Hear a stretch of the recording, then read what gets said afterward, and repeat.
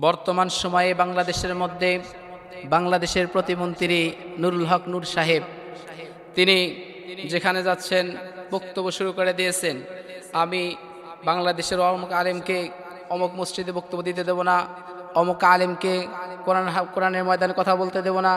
বিশেষ করে আমার দেশের একজন জনপ্রিয় বক্তা, জনপ্রিয় আলোচক, মুফাসসিরে কোরআন মুফতি আমির হামজা সাহেব, তিনি যখন সত্য কথাগুলো মানুষের সামনে তুলে ধরেছে, ওই সময়ই দেখা যাচ্ছে আমার দেশের প্রতিমন্ত্রীর গায়ে লেগে যাচ্ছে। ঠিক কিনা বলেন? আমার দেশের প্রতিমন্ত্রী সাহেব খুব সুন্দর করে মানুষের সামনে মিথ্যা কথা বলতে পারে। অনেক সময় দেখা গেছে তার আগের জামানার দিকে ফিরে গেলে দেখা গেছে হাসিনার আমলে সে হাসিনাকে অনেক সময় মা বলে ডাকছে, অনেক সুন্দর করে করে মা বলে ডাকছে। আর এখন সেই মাকে হারায় ফেলার পর এখন বর্তমানে তার বাপ খুঁজে পাচ্ছে না।